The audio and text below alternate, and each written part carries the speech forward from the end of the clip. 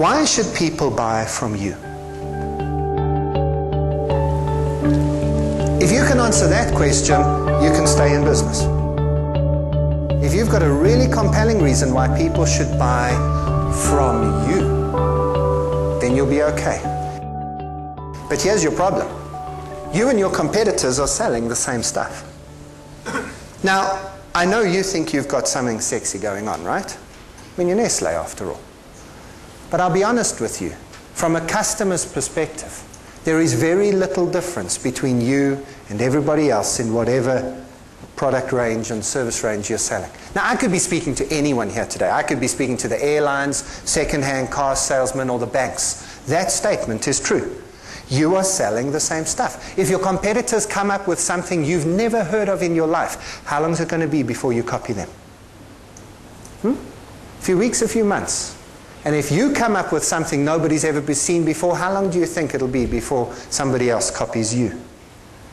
We can reverse engineer anything these days and recreate it, change it just enough so we don't get into trouble, and bang. You're selling the same stuff at about the same price to the same customers, you distribute through the same channels, you advertise in the same media using similar techniques, and in many industries, competitors even swap staff every few years.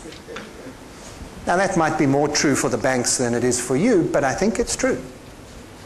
Why should people buy from you? I believe the answer to that question is less and less about what you sell and more about who you are and how you sell these days. That's why people are concerned about your triple bottom line, as we might call it. They want to know, what is your record in terms of environmental issues? Because they want to know who they are buying from, not just what they are buying. Nike nearly went under because they didn't think people cared where their shirts were made. But people do, and people did. It's not about what you sell, it's about who you are. I want to show you an advert that will hopefully illustrate this for you. It's a South African company. For those of you who have not seen this advert, I'd like you to try and work out who you think it is. For those of you who have seen the advert as it plays, I'd like you to work out what you think my point is. Okay,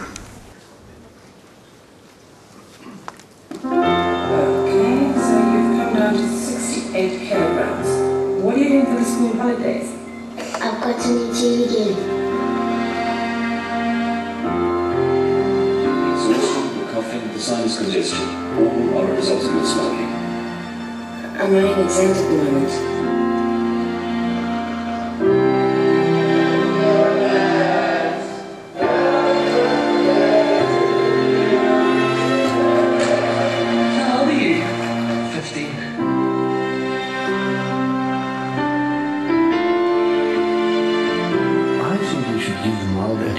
Another month.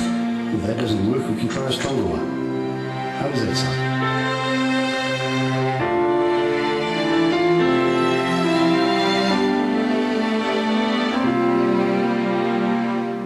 Let's play for life. How many hadn't seen that advert before? See, who did you think it was? Okay, but pharmaceutical company, sort of childcare, childline, that sort of thing. Government health department? Probably not. There wasn't enough garlic or beetroot in it. But yes, some kind of healthcare type thing. Super sport. Super sport. Think about it. Super sports do not need to advertise what they are selling anymore. We know what they sell. Sport. In fact, in South Africa, we see more live sport than any other country in the world. True fact, you know that. In fact, there was a big billboard near my house for a number of years, a few years ago, which said, Super Sport, 96 hours of sport every day. It was a great advert. I looked at that billboard, I thought, woo, heaven! I'll watch anything as long as it's live. I even watched Sri Lanka beat Zimbabwe at cricket. I mean, that's like watching paint dry. The other day I came home, there was the International Indoor Bowls Championship, followed by the Swedish semi-finals of curling. It was live, I watched it. I know what Supersport sells. That's not what they need to do anymore. They need to sell who they are. And who are they? They care about my kids. They care about the health of the nation. Here's the problem with this advert. It is so disconnected from its actual product, your brain hasn't even told you how discontinuous this advert is. Let me point it out to you.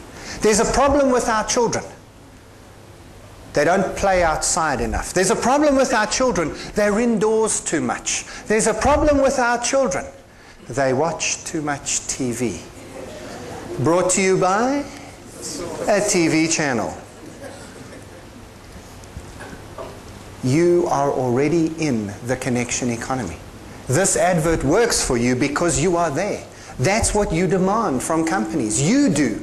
So what do your customers demand? They demand the same. Why should anybody buy from you? I think the more important question is, why should anybody work for you? What can you do to attract and retain the most talented people in your industry and get more out of them so that you can give more of who you are to your market? If you can answer those questions, you get to survive in the 21st century. That's the new focus. If who you are is who you hire, what are you going to do to get the best people in your industry to work for you? Jim Goodnight, CEO of SAS Institute, says this: every afternoon at about 5 o'clock, all of the assets of this company leave the building. It's my job to make sure they want to come back again.